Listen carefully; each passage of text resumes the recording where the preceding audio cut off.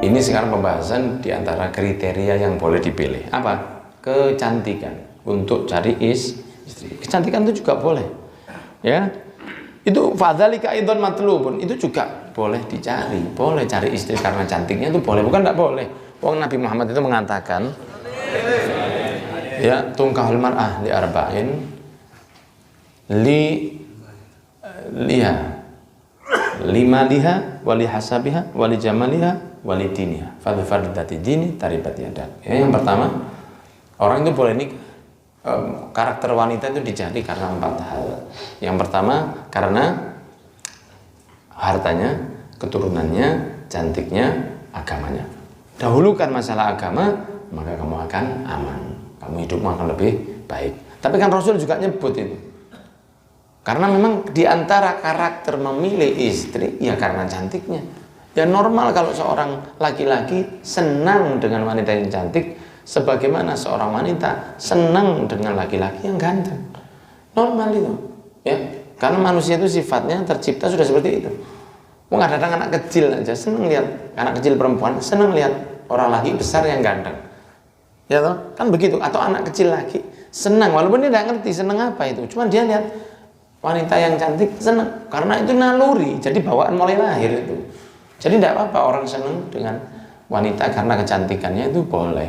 Tapi kan tidak jaminan cantik itu berarti cantik akhlaknya juga, kan ada jaminan. Orang yang lahir cantik berarti akhlaknya cantik juga, tidak. Dan ada hadisnya, keindahan fisik, tidaklah seseorang diberi keindahan fisik dan keindahan agama kecuali dia mendapatkan karunia yang sangat besar dari Allah Subhanahu wa ta'ala. Jadi fisiknya baik, akhlaknya baik, itu karunia besar sekali dari Allah.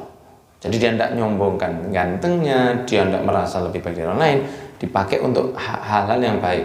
Kecantikannya juga begitu, tidak untuk menjadi orang yang buruk. Karena kalau cantik dan berakhlakul karimah, dia akan menjadikan yang tidak cantik itu malu untuk tidak berakhlakul karimah. Begitu, cantik kemudian dia ramah ke orang, terus dia ada di komunitas. Yang tidak cantik mau tidak ramah itu malu. Lah iki ayu wae. Nyopoan. Lah awak sing parutan kayak parutan, wajahmu seperti bulan, Dek. Wah, masa Mas? Ya bulan itu kan bolong-bolong itu. Jangan ngelihat bulan itu kan bercak-bercak bolong-bolong. Jadi jangan senang kalau dibilang seperti bulan itu. Nah, sehingga cantik dan akhlak yang baik itu kalau ada pada seorang wanita, maka dia mendapatkan karunia yang baik. Begitu pula dengan ganteng dan akhlak yang baik, maka dia mendapatkan karunia yang besar dari Allah, seperti Nabi Muhammad SAW atau seperti Siti Fatimah. Nah, itu kan memiliki kesempurnaan dalam zahirnya dan kesempurnaan dalam batinnya. Jadi kriteria memilih seorang cantik itu, memilih wanita di antara yang membuat kita tertarik karena wajahnya, tidak apa-apa, boleh, asal perhatikan agamanya. Ya, di sini disebutkan fa innal jamala wahdahu fi ghalibil amr yuraghibu fin nikah wa yuhawwin amraddin. Biasanya umumnya itu kalau sudah cantik, biasanya kalau dia tidak ngerti atau tidak dibesarkan di keluarga yang ngerti agama, biasanya akan tertarik untuk tidak terlalu mengikuti aturan agama karena sayang dengan kecantikannya. Umumnya itu begitu. Eman, cantik dikudungi itu eman. Rata-rata begitu. Cantik pakai baju yang longgar. Tidak semua orang yang mau begitu. Kadang-kadang yang cantik berhijab masih minor, masih joget di Instagram, ya, masih TikTokan, sayang gitu, merasa gitu, eman, sayang sekali cantik saya ini tidak ditunjukkan. Rata-rata itu begitu, ya. Maka disebutkan di sini juga, ya, bahwa ada sahabat Bilal. Sahabat Bilal datang bersama Suhaib, datang ke satu orang untuk melamar. Kemudian sahabat Bilal mengatakan, ini ceritanya sahabat Bilal melamar. Ana Bilal, saya Bilal. Saya ini Bilal. Ini saudara saya Suhaib. Dulu kita itu sesat, diberi hidayah oleh Allah masuk Islam. Dulu kita itu mamlukin. Ya, kita dulu itu adalah orang yang budak, dimiliki orang. Dan sekarang fa'ataqanallah, kita dibebaskan oleh Gusti Allah. Ya, dan juga dulu orang ada yang sangat miskin sekali. Sekarang kita sudah diberi kecukupan oleh Allah. Kalau engkau terima, maka terima kasih, ngelamar anak. Kalau tidak diterima, ya tidak apa-apa. Fahasbunallah, kita pasrah ke Gusti Allah. Maka mereka mengatakan fasubhanallah. Fasubhanallah, ya bukan fahasbunallah. Kalau tidak diterima, fasubhanallah, maha suci Allah. Ya, betul, jazakallah khair. Maka mereka mengatakan bal tuzawwajani walhamdulillah. Dan kalian semua diterima. Ya, ini berarti dolaini memamlukaini gitu ya. Dua dari kita dulunya itu adalah orang yang sesat dan orang yang jadi budak, dua dari kita diterima. Kemudian setelah selesai, Suhaib itu ngomong ke jalan aja mas, enggak usah merangkak gitu, jalan biasa aja. Jalan biasa aja. Lah, ngantek, senjejek. Lah, ya. Jadi dikatakan oleh Bilal, sahabat Suhaib ngomong ke Bilal, coba kamu dulu bilang bahwa kita ini dulu pernah ikut sama Rasul, kita ini ikut perang sama Rasul, kita dulu itu ada momen-momen sama Rasul. Uskut, katanya sahabat Bilal, diam kamu. Ya. Jadi jangan ngejokno hal-hal yang seperti itu, diam saja, jangan gara-gara itu. Kenapa? Karena dia tidak mau merasa nanti seakan-akan kasarnya itu menipu calon istrinya. Padahal sahabat Bilal lagi, Pak. Ya, di atasnya juga ada satu orang di zaman Sayyidina Umar bin Khattab. Di zaman Sayyidina Umar bin Khattab. Mau nikah, rambutnya disemir hitam dulu, makanya haram. Nyemir rambut warna hitam itu haram kecuali kalau mau perang. Kalau tidak mau perang tidak boleh. Haram mewarna rambut dengan warna hitam, haram. Ada itu di Zubat, wa haramul khidab bisya'ri bisyawat bisawat li rajulin wa imra'atin la lil jihad. Haram mewarna hitam rambut bagi laki-laki atau perempuan kecuali untuk jihad. Kalau jihad boleh, tapi kalau tidak untuk jihad tidak boleh. Loh, saya nikah ini kan jihad. Wah, tidak bisa alasan. Nah, di zaman Sayyidina Umar ada orang ada orang mau nikah kemudian melamar, diterima. Begitu diterima mulai keluar ubannya. Kan tidak mungkin semiran terus. Kalau waktu tumbuh kan beruban, ternyata udah tua. Maka mereka merasa, loh, hasibnahu syaban, kita pikir dia muda. Sayyidina Umar didatangi oleh Sayyidina Umar, kemudian dipukul oleh Sayyidina Umar. Langsung Sayyidina Umar tidak pakai banyak uang, langsung kasih Bengkulu ya, Kupang Bengkulu, kasih Gementar. Les, kamu sudah nipu satu kaum kamu. Soalnya kan memang kasarnya begitu. Karena kalau satu orang nikah itu kan bukan dia dengan istrinya saja, kan ada orang tuanya, kan ada ipar-iparnya, kan ada pak debulitnya. Nah, semua itu kan merasa, oh ini masih muda. Begitu nikah rambutnya berubah, ternyata sudah sepuh. Kamu nipu satu kaum kamu ini. Mertuamu tertipu, pakliknya mantu istrimu tertipu, semua tertipu. Langsung dikasih sama Sayyidina Umar. Nipu kamu, makanya haram. Ya, seperti itu. Bahkan ada juga zuhud itu di dalam segala hal, juga termasuk dalam perempuan. Ya, dalam perempuan. Contohnya bagaimana? Memilih istri yang tidak memiliki kriteria yang paling dikejar sama manusia. Yang dikejar manusia kalau baru mau nikah itu apa? Kalau mau nikah, ya cantik, perawan, ayu, ya muda. Kemudian banyak fulusnya, tanahnya 40 hektar. Kemudian apalagi banyak. Pastikan milih itu. Nah, kalau ketika dia jadi joko, dia masih jomblo, dia memiliki kemampuan untuk memilih, ya. Tapi dia milih yang tidak di kriteria pertama tadi. Seperti Nabi Muhammad milih janda. Itu termasuk zuhud namanya. Ya, pertama yang dipilih Rasulullah kan janda, tapi janda jadi produk janda saya iki, Pak. Iki Siti Khadijah lah. Iya. Ini semua empat dapat ini.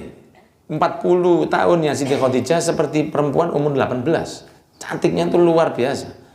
Sampai Allah kirim salam ke Siti Khadijah. Allah kirim salam, luar biasa. Siti Khadijah lain. Nasabnya juga dari keluarga yang top. Jamalnya, cantiknya iya, kayanya iya. Kemudian keuangannya sangat kaya, lebih kaya dari Nabi Muhammad beliau ini. Kemudian akhlaknya juga. Jadi beliau yang nawari Nabi Muhammad, gimana kalau dia mau nikah sama saya? Karena Siti Khadijah punya semua yang dimiliki oleh seorang wanita. Dia punya semua. Jadi beliau ini kalau iya ke orang Arab saat itu, maka bisa saja Siti Khadijah dinikahi oleh orang Arab yang kaya-kaya. Tapi beliau milih Rasul karena Rasul itu dilihat dari akhlaknya. Begitu, jelas ya. Lah, Nabi Muhammad juga begitu. Nabi Muhammad juga begitu. Beliau masih sehat, ganteng, semuanya dapat fulus juga, walaupun tidak sekaya Siti Khadijah. Tapi lamarannya 2,5 miliar. Maharnya itu, antarannya itu loh Pak. Sekarang enggak jajan. Antaran jajan. Jajan talaman ini. Ando gambar bebek. Iya.